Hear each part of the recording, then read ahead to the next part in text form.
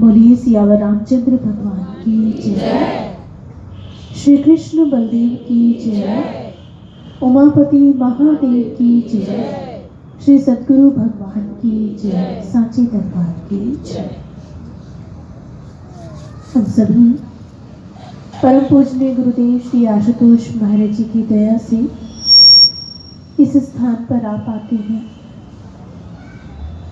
और जब हम इस स्थान पर आते हैं तो निश्चित रूप से हम अपने जीवन के अंदर प्रभु की भक्ति को पाने के लिए एक पड़ाव को पार करते हैं।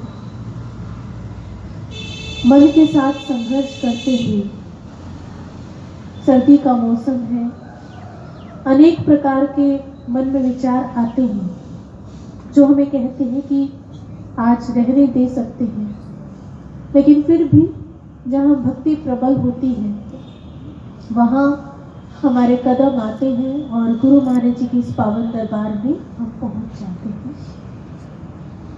और जब हम गुरु महाराज जी के पावन दरबार में आते हैं तो बहुत ही सुंदर सत्संग, विचार, भजन, कीर्तन जब श्रवण करते हैं तो आत्मविभोर होते हैं। उस भक्ति भावना का मन में वो भावनाएं प्रगाढ़ होती हैं जो सुषुप्त रूप से कहीं ना कहीं भीतर होती है। गुरु महाराज जी ने हम सभी को ये ब्रह्म ज्ञान दिया, और ना तो गुरु महाराज जी ने ये देखा कि हम इस ज्ञान को पाने के योग्य हैं या नहीं। इसलिए एक भक्त ने अपने मन के भावों को रखा, इतने प्यारे सतगुरु तो किस्मत वालों को मिलते हैं, इतने प्यारे सतगुरु तो किस्मत वालों को मिलते हैं। यूं तो दुनिया में उलझे बहुतेरे फिरते हैं, ना पात्र कुपात्र का ध्यान करें, ना पर दोषों का बखान करें। अज्ञान तमस को हर कर जो जीवन को रोशन करते हैं, इतने प्यारे सतगुरु तो किस्मत वालों को मिलते हैं, इतने प्यारे सतगुरु तो किस्मत वालों को मिलते हैं। इस संसार में जब हम अपने भाग्य को देखते हैं तो उसमें जब हम गुरु महाराज जी को और भक्ति को देखते हैं तो सचमुच में हमें नाज होता है अपने इस सौभाग्य पर। बहुत सी हिदायतें दी जाती हैं कि ये जो मार्ग है भक्ति का मार्ग, सुरस्य धारा, ये मार्ग ऐसे है जैसे कि आप एक तलवार की धार पर चल रहे हो, और कदम कदम पर आपको सावधानी के साथ इस पर चलना है। कहीं पर इस पर ढलान आएगी, कहीं फिसलने इसके ऊपर आएंगी। मार्ग में बहुत से कंटक आएंगे, बहुत से अवरोध आएंगे। आपका जो मन है वो इस मार्ग के दुष्कर मार्ग पर आपका साथ छोड़ करके चला जाएगा। आप इस मार्ग पर कई बार ऐसा होगा जब आप अपने आप को अकेला महसूस करेंगे, और कभी कभी तो ऐसा भी हो सकता है कि आप अपने साथ गुरु महाराज जी के सानिध्य, यूं तो है वो सानिध्य, लेकिन उस छत्र छाया को आप अलोप महसूस करें, ऐसा भी हो सकता है। और उस सारे प्रक्रम में आपको चलना है इस मार्ग पर। तो यहाँ जब हम गुरु भक्ति के इस मार्ग पर कदम रखते हैं तो यहाँ पर भी दो तरह की भक्ति है, दो प्रकार के भाव हैं जो हमारे मन में जन्म लेते हैं। एक तो जब कोई भक्त इस गुरु भक्ति के मार्ग पर कदम बढ़ाता है, शास्त्र सम्मत ये भक्ति है। सबसे पहले तो हम इसे भी समझें कि आज अगर हमें परम पूजनीय गुरुदेव श्री आशुतोष महाराज जी मिले तो ये शास्त्र सम्मत ज्ञान हमें मिला। शास्त्र के आधार पर हम इस मार्ग पर जब चलते हैं तो वहां पर हमारा जो मन है उसमें अनेक तरह के भाव उठते हैं। तो उसके बारे में कहा कि वहां पर भी दो प्रकार के भाव हैं जो हमारे मन में उठते हैं, दो प्रकार की भक्ति। एक तो मन में ये भाव होता है, कुछ जो भक्त हैं उनके मन में बहुत ही अनुशासन, सावधान रहना, कदम कदम पर संभल करके चलना और हर पल बहुत सचेत रहना, नियम का ध्यान रखना, मर्यादाओं का ध्यान रखना, कुछ ऐसे भक्त होते हैं। लेकिन कई बार हमने देखा है इतिहास के अंदर भी और आज भी हम देखते हैं, कई बार कुछ भक्त ऐसे होते हैं जिन्हें कोई नियम का भान नहीं रहता, किसी प्रकार के अनुशासन का ध्यान उन्हें नहीं रहता है और ना ही वो सावधान होकर के चलते हैं। फिर आप कहेंगे ऐसे भक्त क्या भगवान को प्राप्त कर पाएंगे? ऐसे भक्त भगवान को प्राप्त कर पाते हैं क्योंकि उनके मन में केवल और केवल भाव होते हैं। एक होती है भाव भक्ति, प्रेम भक्ति। वो केवल भाव भक्ति के आधार पर, प्रेम भक्ति के आधार पर चलते हैं और उन्हें इसके अतिरिक्त कुछ और ध्यान नहीं रहता, कोई सावधानी वो नहीं रखते। पीतमपुरा आश्रम में मुझे ध्यान है, एक बार गुरु महाराज जी बैठे थे आसन पर, तो एक भक्त ने उठकर के महाराज जी से प्रश्न किया कि महाराज जी, हमने ये सुना है कि हमारे शास्त्र कहते हैं कि झूठा भोजन ग्रहण नहीं करना चाहिए, झूठा खाना वर्जित है। तो जब भगवान श्री राम शबरी की कुटिया में आते हैं तो वहां पर आकर के भगवान श्री राम झूठे ही भोजन को खाते हैं, शबरी के दिए हुए उन मेरों का भोग लगाते हैं जिनको शबरी चख चुकी है, यानी कि बाहरी रूप से देखा जाए तो वो झूठा हो चुका है। और क्या भगवान को, वो तो स्वयं नियम बनाने वाले हैं, तो भगवान को क्या नियम का ध्यान नहीं रखना चाहिए था उस समय? फिर ऐसा क्यों हुआ कि भगवान जो है उन बेरों का भोग लगा लेते हैं? तो वहां गुरु महाराज जी बहुत सुंदर समझाते हैं। महाराज जी कहते कि जब किसी राष्ट्र में, किसी देश में नियम और कानून बनते हैं तो हर एक व्यक्ति को उन नियम और कानूनों को मानना पड़ता है। लेकिन यदि राष्ट्रपति चाहे तो क्या होता है, वो किसी भी नियम और किसी भी कानून को भंग कर सकते हैं। ठीक इसी प्रकार से जब भगवान इस संसार में आते हैं प्रेम के वशीभूत होकर के, वो भी अपने ही बनाए हुए किसी भी नियम और कानून को भंग कर देते हैं।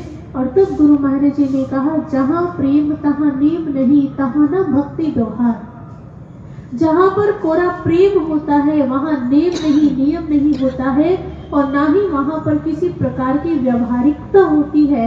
वहां पर केवल और केवल भावनाएं कार्य करती हैं एक भक्त की, जो अपने भगवान को अपने वशीभूत करने का सामर्थ्य रखती है, शक्ति रखती है। इसको कहते हैं भाव भक्ति, प्रेम भक्ति। यहाँ पर भक्त को पवित्रता, अपवित्रता, झूठा है, नहीं है, शुद्ध है, विशुद्ध है, अशुद्ध है, इन चीजों का भान नहीं रहता। वो केवल अपने भगवान को ध्यान में रख करके वो मात्र कार्य करता है और बुद्धि पूरी तरह से वहां पर जो है वो गौण हो जाती है, अल्प हो जाती है। आज एक ऐसे ही भक्त की गाथा हम आपके समक्ष रखते हैं जिसमें हम ये समझ पाएंगे कि किस प्रकार से केवल भावों के द्वारा भगवान को उस भक्त ने प्राप्त किया। एक भील कुमार था जो शिकार किया करता था, जंगलों में जाता था और जंगली जानवरों को पकड़ करके उनका शिकार करता था और उसी कच्चे मांस को खा करके वो अपना पेट भरता था। ये उसकी दिनचर्या थी। उसका नाम था कण्व। एक बार वो इसी प्रकार जंगल में जा रहा था, उसके हाथ में तीर और कमान, धनुष बाण उसके हाथ में था जिससे वो जंगली जानवरों को मारता था। तो मार्ग में उसे एक मंदिर दिखाई दिया। मंदिर तो क्या होगा जंगल में, ऐसे ही था। और जब वो उसके भीतर जाता है तो उसको वहां पर एक प्रतिमा दिखाई दी जो शिव भगवान की प्रतिमा थी। अब हालांकि उसको कोई व्यवहारिकता नहीं पता, ना वो कभी मंदिर में इस भाव से गया कि मैं भगवान की पूजा करूं, लेकिन जैसे ही वो भील कुमार, वो शिकारी जैसे ही उस प्रतिमा को देखता है तो उसके मन में एक भाव उठता है और वो मन ही मन सोचता है कि ये तो भगवान है, सब लोग इनकी शायद पूजा करते हैं और भगवान तो इस सुनसान बीहड़ जंगल में बिल्कुल अकेले बैठे हैं और मान लो यहाँ पर कोई आ गया शिकारी और हो सकता है कि वो कुछ ऐसा कर दे जिससे भगवान को कष्ट हो। और ऐसा मन में विचार करके वो मन में संकल्प लेता है कि अब से भगवान की रक्षा मैं करूंगा और वो अपने हाथ में धनुष बाण लेकर के उसी मंदिर के दरवाजे पर तैनात हो जाता है कि कोई भी जंगली जानवर अगर आएगा और भगवान को नुकसान पहुंचाने की कोशिश करेगा तो मैं उसको मार डालूंगा। इस भाव से वो तैनात हो जाता है। थोड़ी देर के बाद उसके मन में विचार आता है, क्योंकि जब उसे भी बहुत जोरों की भूख लगती है तो उसके मन में विचार आता है कि ये जो भगवान है इनको भूख भी तो लगती होगी, मैंने इन्हें कुछ भोजन तो दिया ही नहीं खाने के लिए।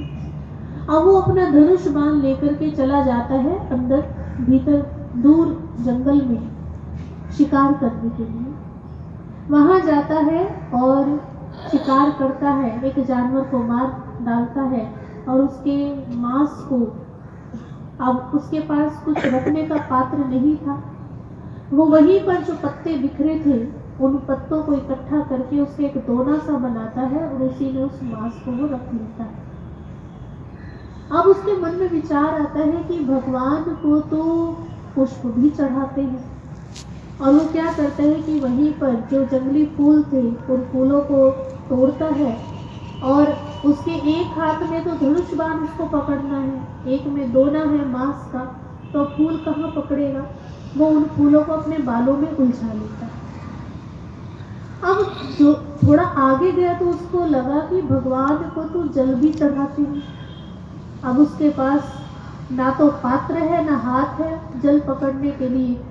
अब वो कुछ नहीं सोचता, अपने मुंह में ही, वही नदी थी, पानी था, अपने मुंह में ही पानी को भर लेता है और चल पड़ता है। चलते चलते जैसे ही उस मंदिर के भीतर आया भगवान की प्रतिमा के सामने, तो सबसे पहले तो अपने मुंह से जो पानी था उसको डाल देता है भगवान के ऊपर। उसको ये भान नहीं है कि मैं कुल्ला कर रहा हूं, उसको ये था कि मैंने तो जल चढ़ाना है, चाहे वो शुद्ध है, पवित्र है, झूठा है, कैसा भी है।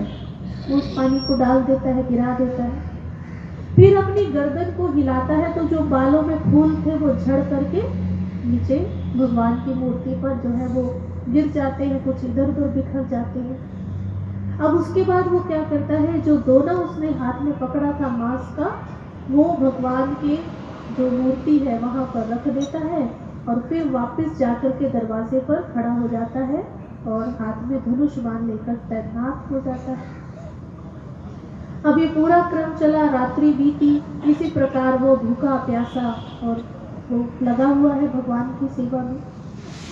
अगले दिन जब वो दोबारा जाता है शिकार करने और भगवान जी के लिए भोग और जल लेने, तो उसी बीच क्या होता है, उस मंदिर में एक पुजारी आया करते थे जिनका ये नियम था कि बहुत श्रद्धा भाव से वो वहां आते थे और पूरे विधि विधान से वो पूजा किया करते थे। जैसे ही वो आते हैं तो वो देखते हैं मंदिर तो पूरा गंदा पड़ा हुआ है, सारे मंदिर में पानी फैला हुआ है, जंगली फूल फैले पड़े हैं, मांस इधर उधर बिखरा पड़ा है और वो मन ही मन बहुत ही घृणा करते हैं कि ऐसा कौन व्यक्ति है जिसको इतना भी नहीं पता है, पता नहीं कौन जंगली जानवर आते हैं जो पूरे मंदिर को गंदा कर जाते हैं।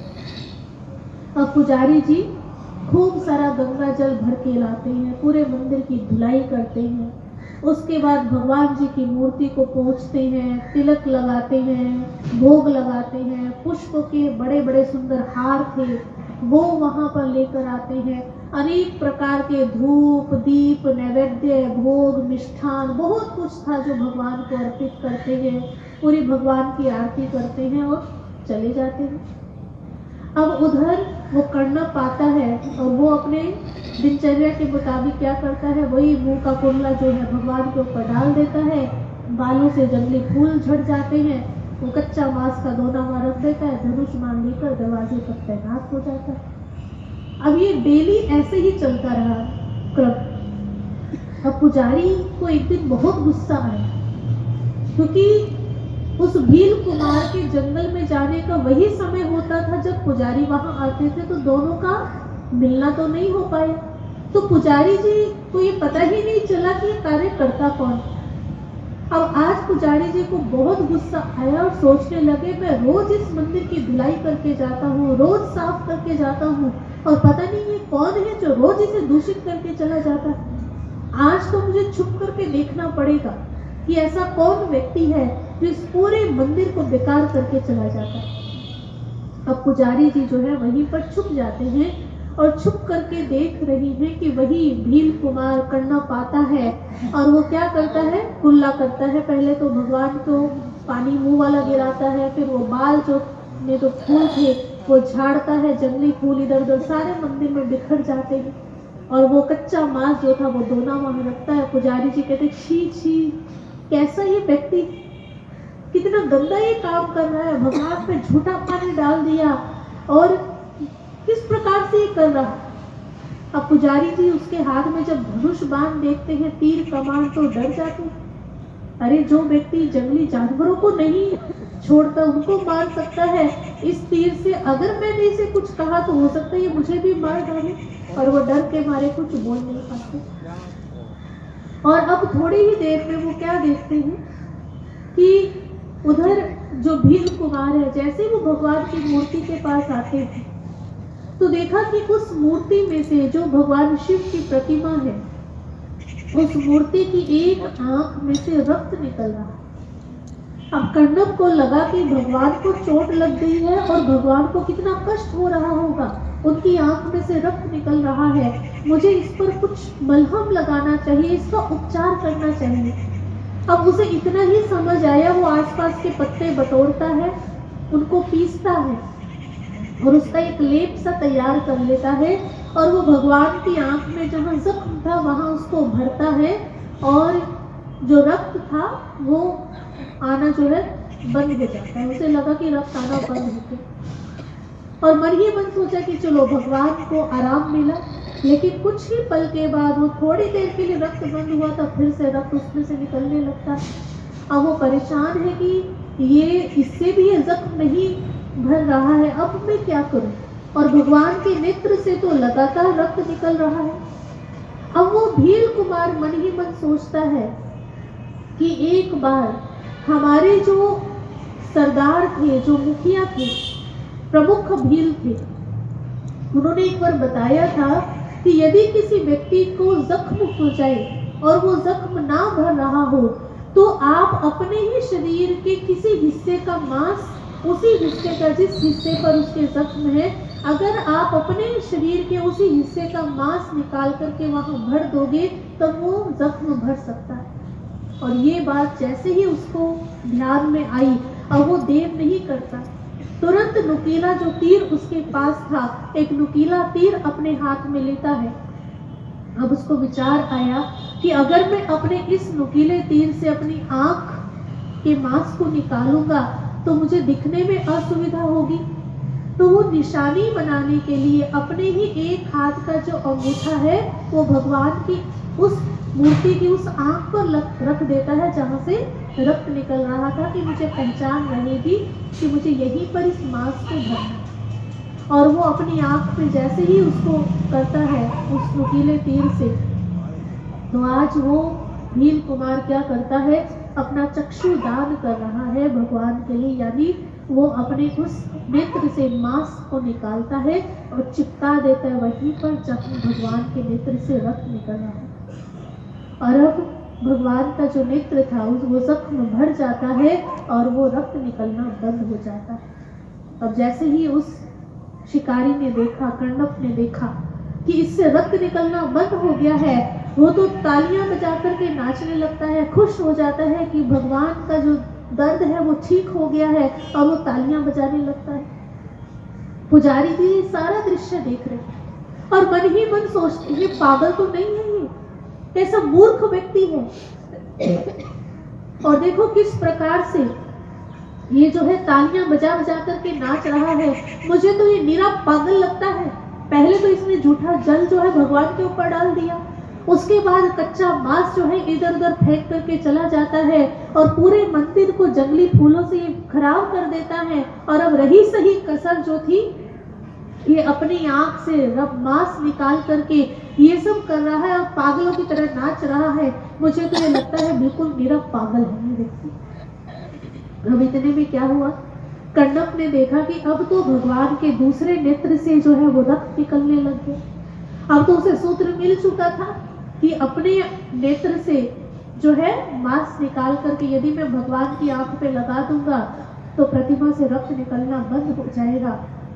अब वो भील कुमार अब दोबारा से भी देरी नहीं करता और क्या करता है, अब उसे लगा दोनों मेरी आंखें यदि जख्मी हो जाएंगी तो देखूंगा कैसे और पता कैसे चलेगा उपचार कहाँ करना है। अब वो अपने एक पैर के अंगूठे से भगवान की उस आंख पर निशानी बनाता है जिसमें से रक्त निकल रहा है। अपने पैर का अंगूठा वहां टिकाता है और अपने दूसरे नेत्र में उस नुकीले तीर को चुभो करके वहां से रक्त निकलता है, मांस निकलता है और उसको फिर जहां उसके पैर का अंगूठा था वहां उस मांस को चिपका देता है। और क्या होता है, भगवान की प्रतिमा से रक्त निकलना फिर बंद हो जाता है और फिर से वो जो भील कुमार था वो हर्षित होता है कि देखो मैंने भगवान के दर्द को दूर कर दिया। अब पुजारी जी ये सारा कुछ देख करके एकदम से उनका मुंह खुला रह जाता है कि ये क्या कर रहा है, ये तो नेत्रहीन हो गया। और इतनी ही देर में क्या हुआ, उस मंदिर में तेज प्रकाश होता है और उस तेज प्रकाश में से साक्षात भगवान आशुतोष भगवान शिव वहां पर प्रकट होते हैं और आकर के उस भील कुमार कण्व के सिर पर हाथ रखते हैं, उनके दोनों नेत्रों पर हाथ रखते हैं और कहते हैं कि तुम्हारे इस चक्षुदान को आज मैंने स्वीकार किया है भक्त, और तुम्हारे जैसा भक्त जो है इस संसार में रहने योग्य नहीं है। जो तुम्हारी भक्ति की पराकाष्ठा है तुम इस संसार के योग्य नहीं हो। हे भक्त, तुम्हें तो हम अपने दिव्य धाम में ले चलने के लिए आए हैं और तुम्हारा स्थान हमारे दिव्य धाम में है। और कहते हैं वहां पर उस प्रकाश के साथ, उस भगवान शिव के साथ, भगवान आशुतोष के साथ वो कण्व, वो भील कुमार आज कहाँ गया, भगवान के धाम में जाता है।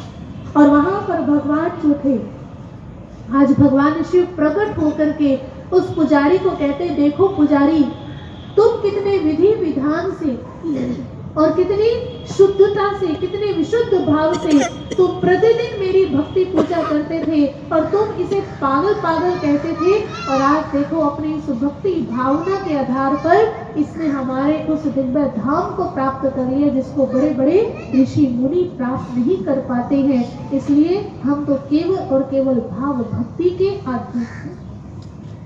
तो भक्तजनों, आज इस घटना के भीतर, हालांकि ये एक घटना है जिस घटना के भीतर हम कोई शास्त्र संबद्ध भक्ति का मार्ग नहीं देखते, लेकिन भावनाओं की पराकाष्ठा। आज उस भोले से भक्त को ये भी ध्यान नहीं है, वो महादेव को, भगवान शिव को आज अपने दोनों चक्षुओं का दान करने को तत्पर है, केवल इसी कारण से कि मैं कुछ भी करके भगवान के दर्द का निवारण कर सकूं, भगवान के कष्ट का मैं निवारण कर सकूं। और भगवान प्रसन्न होकर क्या करते हैं, उसके दोनों नेत्र उन्हें लौटा देते हैं और अपने लोक को, उस भक्त को ले जाते हैं। तो इससे यही बात समझ आती है कि जब हमारे मन में भाव से भरी भक्ति होती है, भावनाएं होती है, तो वहां पर अपने आप ही स्वतः ही फिर वहां पर कदम कदम पर जो आज हम सुनते हैं कि ये टेढ़ा मार्ग है, यहाँ पर बच बच करके चलना पड़ेगा, यहाँ पर मन के अंदर ऐसे विचार है, माया ऐसे प्रभावित करती है। कहते जब ऐसे मन के विशुद्ध भाव होते हैं तो फिर वहां भक्त को डर नहीं रहता, वहां गिरने का डर नहीं रहता है, क्योंकि वहां पे पूर्ण से भी पूर्ण समर्पण जो है वो भगवान के श्री चरणों में होता है। जब जो पूरी की पूरी पतवार है, सब कुछ जब सौंप दिया जाता है तो फिर ये डर नहीं रहता कि हम पता नहीं क्या होगा आगे जीवन में क्या। ये पूर्ण समर्पण है, ये सरल भाव है, ये सीधा भाव है जो भगवान को लुभाता है।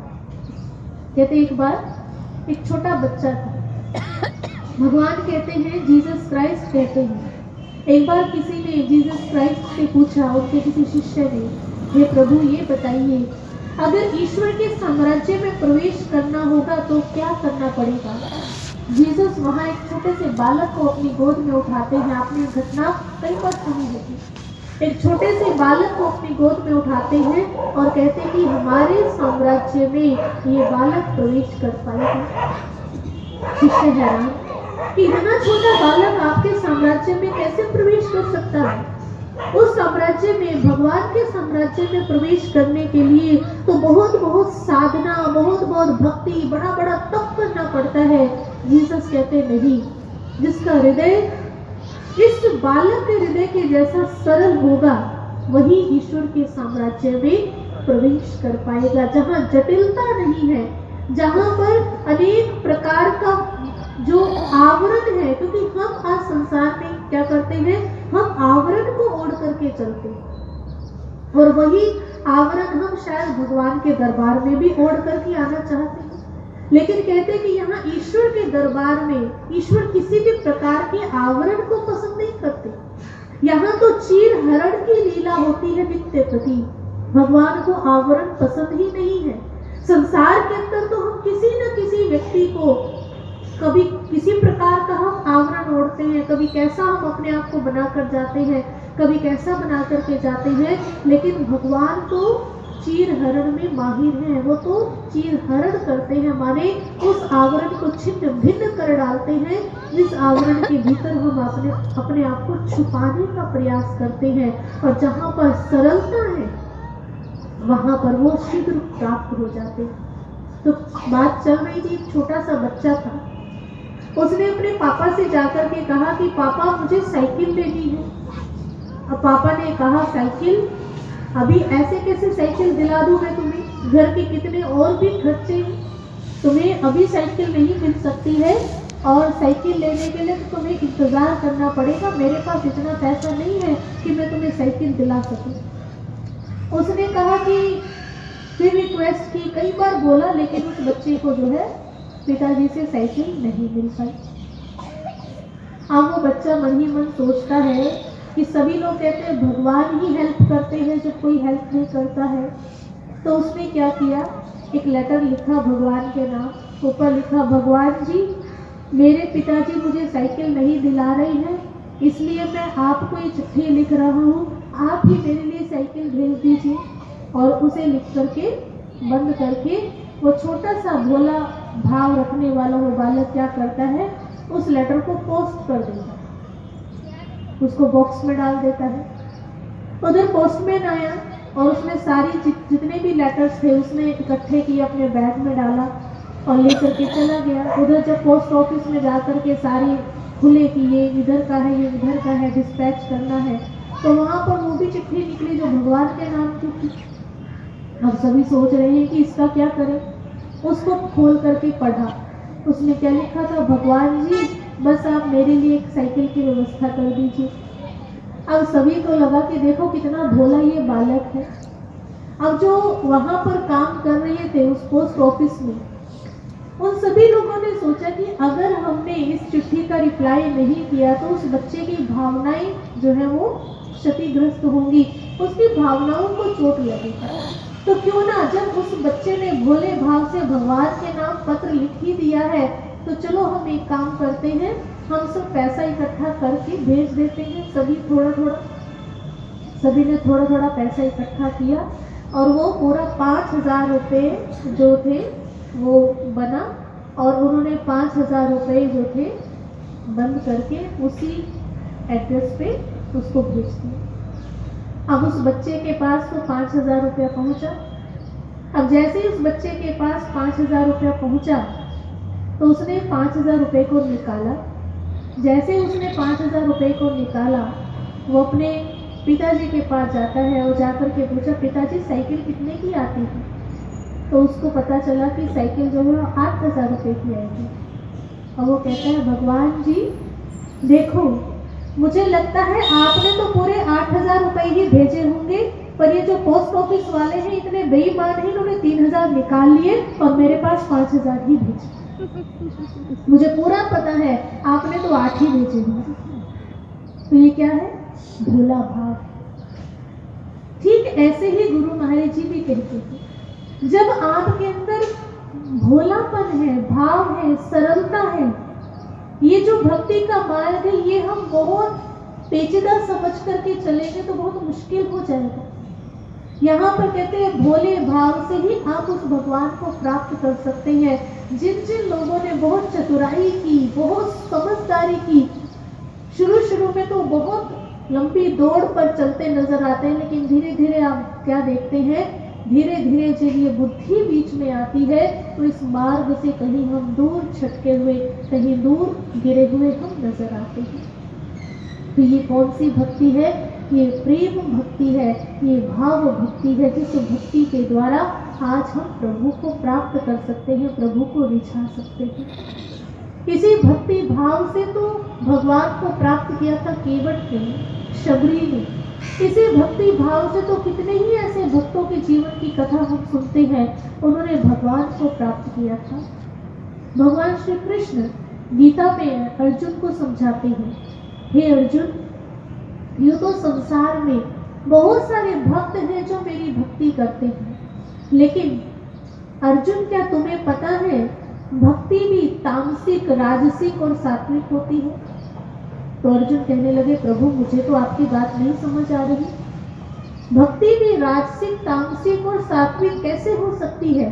भगवान ने कहा कि हाँ, जहां पर विशुद्ध भाव है केवल वही भक्ति जो है सात्विक होती है। जहां पर मिलावट है किसी भी प्रकार की, तो वहां पर या तो वो सात्विक है या वो तामसिक है। उदाहरण के तौर पर हम समझे, जैसे रावण जो था, रावण मां सीता को चुरा करके ले आता है। रावण किसका भक्त था? शिव जी भगवान का भक्त था। अब यूं तो भक्ति रावण ने भी की, लेकिन रावण की भक्ति करने के पीछे भावना क्या थी? क्या भावना थी? क्या भगवान को पाने की भावना थी या सीता को पाने की भावना थी? माया को पाने की भावना। कहते हैं कि अगर सीता को हम भक्ति रूप माने कि सीता भक्ति है, तो रावण से क्या त्रुटि हुई? रावण सीता को तो चाहता है, मतलब भक्ति को तो चाहता है, लेकिन सीता को चाहने वाला रावण, भक्ति की आशा करने वाला रावण भगवान से परहेज करता है, भगवान से वैर करता है, राम से वैर करता है। इसका अर्थ क्या हुआ?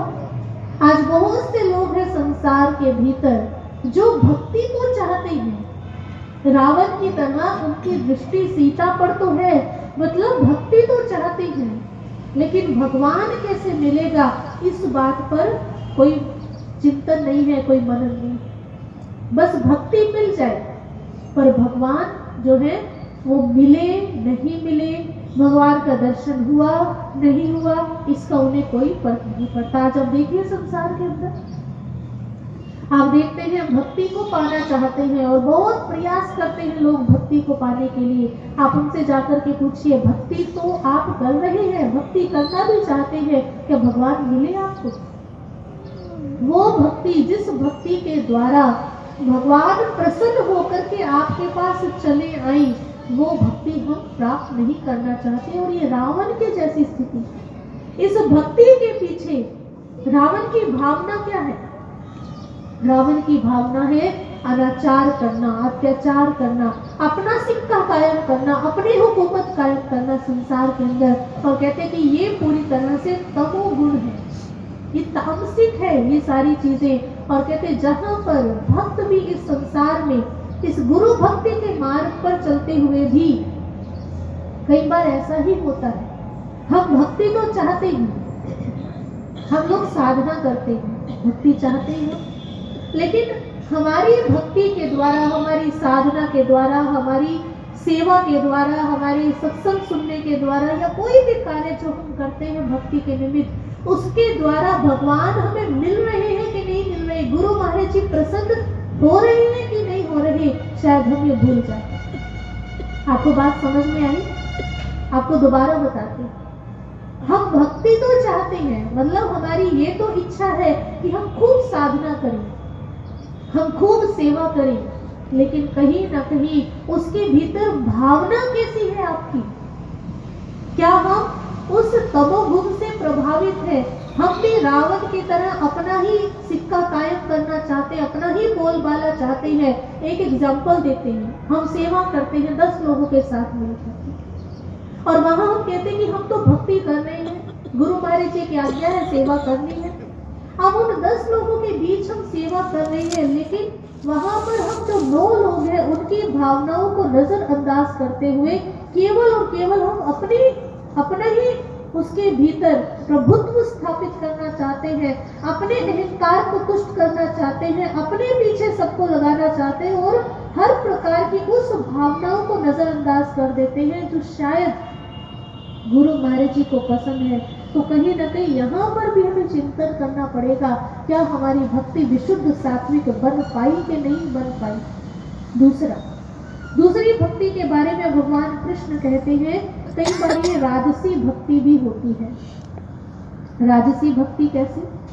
इस भक्ति के भीतर भक्त जो है वो भगवान को तो पाना चाहता है, लेकिन कहीं ना कहीं थोड़ी सी कमी उसमें रह जाती है। और वो थोड़ी सी कमी क्या है कि वहां पर फिर वो भक्त जो है वो पूरी तरह से भगवान को प्राप्त नहीं कर पाता। इसमें एक छोटा सा अनुभव हम आपको सुनाना चाहेंगे। एक बार एक बहन ने देखा कि वो ध्यान साधना में बैठी है और ध्यान में वो देख रही है कि कोई आश्रम है और उसमें गुरु महाराज जी का पदार्पण होने वाला है, गुरु महाराज जी आने वाले। और वहां पर जो प्रमुख स्वामी जी हैं वो सभी को इंस्ट्रक्शंस दे रहे हैं कि देखो आपने ये करना है, आपने ये करना है, आपने जब गुरु महाराज जी आएंगे तो आपने महाराज जी का स्वागत करना है, और आपने जो है ये पुष्प है ये आपने महाराज जी को अर्पित करने, सारी व्यवस्थाएं वहां पर हो रही। और एक वहां एक बहुत बड़ी टोकरी है, उसमें गुलाब के फूलों की पत्तियां रेड कलर की जो तोड़ करके पूरा उसमें भर दी गई। और वो बहन क्या देख रही है कि महाराज जी उस आश्रम में आ जाते हैं, लेकिन वहां से सभी लोग जिनको बताया गया था वो सब दृश्य, उस दृश्य में सभी लोग वहां से गायब है, कोई गुरु महाराज जी का स्वागत नहीं कर रहा। और वो देख रही है कि महाराज जी आसन पर आकर विराजमान हो जाते। वो बहन वो जो फूलों की पत्तियों से भरी जो गुलाब के फूलों की पत्ते थे उनको अपनी पूरी अंजलि में ऐसे भरती है, और महाराज जी आसन पर विराजमान है, और महाराज जी को ध्यान से देखकर दोनों आंखें बंद करके महाराज जी के श्री चरणों में वो जो पुष्प है वो अर्पित करती है। अब जैसे ही वो अपनी आंखें खोलती है, गर्दन उठाती है, तो देखती है कि ये क्या, ये फूल तो महाराज जी के चरणों में अर्पित ना होकर के किनारे पर रह गई है। अब वो एकदम से हैरान रह जाती कि ये मैंने क्या किया, फूल तो महाराज जी के चरणों में अर्पित करना चाहिए था, लेकिन ये तो किनारे ही रह गई। उसके बाद वो बहन महाराज जी की ओर देखती तो महाराज जी कहते ये क्या किया, पुष्प तो चरणों में अर्पित करने चाहिए थे, लेकिन ये तो किनारे पर ही चढ़ गए। अब वो बहन पूरे अधिकार से महाराज जी को कहती है कि महाराज जी मेरी तो आंखें बंद थी, आपको तो दिखाई दे रहा था, आप तो बता सकते थे ना कि मैं फूल कहाँ चढ़ा रही हूँ, आप मुझे बोल देते बीच में। उसने अगर अधिकार से कहा तो गुरु महाराज जी ने भी आगे से पूरे अधिकार से कहा, अगर कोई देख के भी आंखें बंद कर ले तो हम क्या करें। उसके बाद गुरु महाराज जी कहते देखो ठीक ऐसे ही अध्यात्म में भी होता है, अध्यात्म में भी बिल्कुल ऐसे ही गुरु के चरणों तक आते आते आपकी भावनाएं किनारे ही रह जाती हैं। बिल्कुल गुरु चरणों तक पहुंचते पहुंचते वही थोड़ा सा अवरोध आता है और वो भावनाएं जो है वो किनारे ही रह जाती है। तो ये है भक्ति। और तीसरा हमने कहा विशुद्ध सात्विक भक्ति। अब इसमें भी हम थोड़ा सा ध्यान दें कैसे हमारे मन की भावनाएं है, और वो संसारिक इच्छाएं कई बार मन में कुछ आ जाती है। साधना भी किसी ने हमें पता है गुरु महाराज जी के लिए कर रहे हैं, लेकिन फिर भी थोड़ा बहुत कहीं ना कहीं मन में आ जाता है, तो वो फिर हमें किनारे ही छोड़ देता है। और तीसरा वो कहते हैं पूरी तरह से विशुद्ध सात्विक भक्ति, जैसे प्रहलाद, ध्रुव, इन भक्तों की, उसके आगे उन्हें कुछ भी नहीं चाहिए। तो ये है भाव भक्ति, श्रद्धा भक्ति। तो गुरु महाराज यही समझाते हैं कि इस भक्ति के मार्ग पर कहते हैं बिल्कुल सीधा सरल मार्ग है, मार्ग तेरा ये सतगुरु चलना बड़ा कठिन है, चलता मगर मैं जब हूँ तो आटा बजाइए ठीक है। इस मार्ग पर जब इस सीधे सरल भाव को लेकर के चलेंगे तो भक्तजनों निश्चित रूप से हमें जो है आनंद भी आएगा। और थोड़ा सा मौसम खराब हो गया है, इसलिए इन विचारों को हम यहीं पर विराम देंगे। संक्षेप में इनको कंक्लूड करते हुए सार यही है कि हम अगर अपने मन में भावनाओं को प्रधान रखेंगे तो ये कठिन से कठिन मार्ग भी हम आसानी से तय कर पाएंगे। इसी कामना को लेते हुए एक बार सभी प्रभु के श्री चरणों में जय घोष करेंगे। बोले श्री आशुतोष भगवान की जय, साचे दरबार की जय।